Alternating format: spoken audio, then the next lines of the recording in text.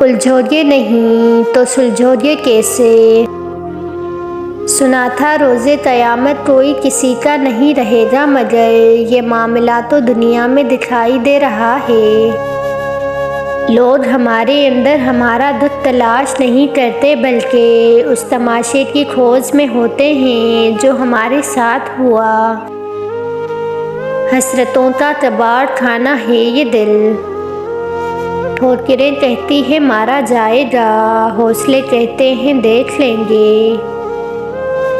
جب انسان نا امید اور مایوس ہوتا ہے تو وہ ضرور کوئی غلط فیصلہ کر جاتا ہے، اسی لیے مایوسی کو کفر قرار دیا گیا ہے۔ انسان کو مصیبتیں اتنا پریشان نہیں کرتی جتنا کہ پریشانی کے وقت لوگوں کی منفی باتیں، لہجے اور رویے پریشان کرتے ہیں۔ ہر دن نہیں مگر کبھی کبھی وقت کی سوئیاں سیکنڈ سے سیکنڈ کے فاصلے میں گھنٹوں لگا دیتی ہیں۔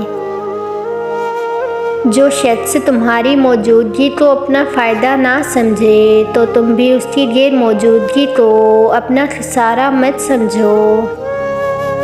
خوش فہمیوں کی عینت جب اترتی ہے تو ہر چیز صاف دکھائی دیتی ہے، پھر وہ اہمیت ہو یا اطاعت۔ دھوکہ کھانے والوں کو تو وقت کے ساتھ ساتھ سکون مل جاتا ہے، پر دھوکہ دینے والے کو کبھی سکون نہیں ملتا۔ کچھ رشتے، کچھ تعلق ایسے پرندوں جیسے ہوتے ہیں جو کھلے دروازے دیکھ کر بھی نہیں اڑتے۔ ایک غلط انسان سے محبت کا تلخ تجربہ آپ کی زندگی کی ساری مٹھاس ختم کر دیتا ہے۔